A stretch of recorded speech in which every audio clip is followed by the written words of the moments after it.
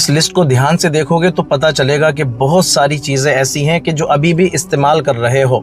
ایک بار غیرت سے ضرور سوال کرنا کہ جب ہم ان ساری چیزوں کو استعمال کرتے ہیں تو جانے انجانے میں اس بمباری میں ہماری ہیلپ ہوتی ہے یا نہیں ہوتی، کہ جو بمباری فلسطین کے چھوٹے چھوٹے مظلوم بچوں پر کی جا رہی ہے، 7 سال کے بچے۔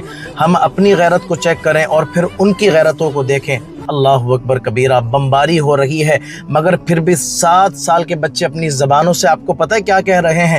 وہ کہہ رہے ہیں ہمارے لیے اللہ ہی کافی ہے، ہم تمہارے سامنے جھکیں گے نہیں، مر جائیں گے، شہید ہو جائیں گے۔ اور وہ صرف کہہ نہیں رہے، وہ شہید ہو رہے ہیں، ان کے جسم کے اعضاء کو بکھیرا جا رہا ہے۔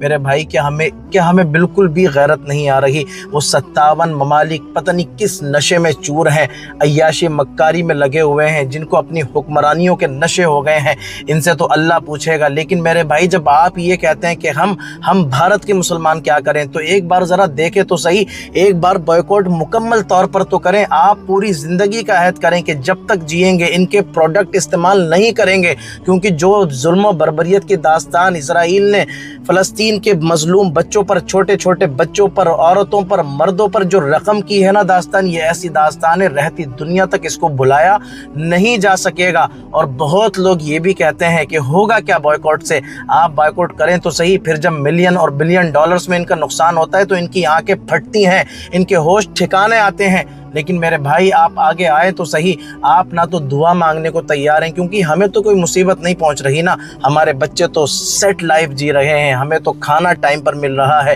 وہ چھوٹے چھوٹے بچے جن کے پھٹے ہوئے کپڑے ہیں، جو بلک رہے ہیں، انہوں نے جب رمضانوں میں روزے رکھے تو ان کی زبانوں پر یہ باتیں تھیں کہ ہم نے روزے تو رکھ لیے ہیں لیکن افطاری کے لیے کھانا ہمارے پاس موجود نہیں ہے۔ ہمارے دسترخوانوں پر کتنی نعمتیں تھیں۔ یہ اسلامی ممالک کیا صرف فلسطین کے لیے ترانے بنا کر سمجھ رہے ہیں ہم آزاد ہو گئے؟ اور قسم خدا کی قیامت کے دن وہ سوال ان سے کیے جائیں گے کہ ان کے پاس جواب نہیں ہوں گے۔